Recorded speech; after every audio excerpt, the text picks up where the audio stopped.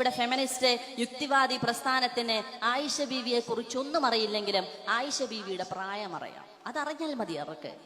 ആയിഷ ബീവിയെ പ്രവാചകൻ സല്ലല്ലാഹു അലൈഹി വസല്ലമ വിവാഹം ചെയ്തതിന്റെ പ്രായം മാത്രം അറിഞ്ഞുകൊണ്ട് പ്രവാചകന് രൂക്ഷമായിട്ട് കാടത്തമുള്ള പ്രവാചകനെന്നും സ്ത്രീവിരുദ്ധനായ പ്രവാചകനെന്നും വിമർശിക്കുന്ന ആളുകൾ നമ്മളുടെ കേരളത്തിലെ തന്നെ അല്ലെങ്കിൽ ഇന്ത്യയിലെ തന്നെ അറിയപ്പെട്ട നവോത്ഥാന നായകരും അവരുടെ ഇണകളെ സ്വീകരിച്ച ആ സമയത്തെക്കുറിച്ച് ഒന്ന് അറിയുന്നത് നല്ലായിരിക്കും.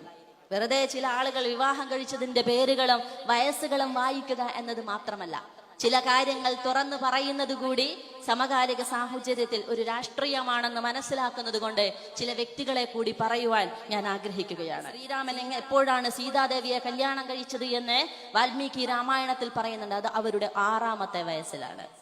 നമ്മൾ ഇന്ന് മനസ്സിലാക്കിക്കൊണ്ടിരിക്കുന്ന സാക്ഷാൽ AKG കമ്മ്യൂണിസ്റ്റ് പ്രസ്ഥാനത്തിന്റെ ആചാര്യനായ യുക്തിവാദിയുമായ അദ്ദേഹം തന്റെ ഇണയെ സ്വീകരിക്കുന്നത് സുശീലയുടെ 12ാമത്തെ വയസ്സിലാണ്. AKG എന്ന മധ്യവയസ്കനായ കമ്മ്യൂണിസ്റ്റ് ആചാര്യന് സുശീലയോട് പ്രണയം തോന്നുന്നത്. അതിനുശേഷം അവരെ 2ാം ഭാര്യയായിട്ട് തന്റെ ജീവിതത്തിലേക്ക് സ്വീകരിക്കുന്നതും AKGയുടെ സഖാവ് AKGയുടെ ചരിത്രത്തിൽ ഒരു അധ്യായമായിട്ട് നമുക്ക് കാണുവാൻ സാധിക്കും.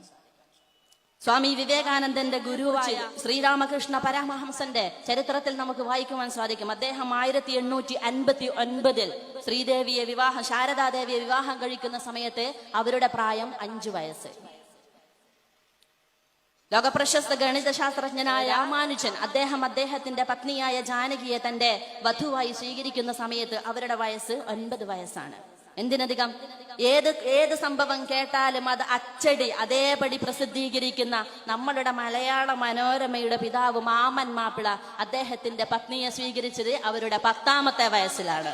മാതൃഭൂമിയുടെ കേശവമേനോൻ അദ്ദേഹത്തിന്റെ ഇണയെ സ്വീകരിക്കുമ്പോൾ അവൾ 4ാം ക്ലാസ്സിലെ വിദ്യാർത്ഥിനിയാണ്. ഇങ്ങനെ പറയുവാൻ കാരണം ചില ആളുകളുടെ പ്രായം പറഞ്ഞ് അത് നമ്മൾ പരിഹാസപാത്രമാക്കുവാൻ വേണ്ടിയല്ല, അത് പരിഹാസ്യമാക്കേണ്ടുന്ന ഒന്നല്ല എന്നുള്ള കൃത്യമായ ബോധ്യമുള്ളത് കൊണ്ട് കൂടിയാണ് ഞങ്ങളിത് പറയുന്നത്. കാരണം ആയിഷ ബീവിയുടെ ചരിത്രം അതിനും ശേഷവുമുണ്ട്.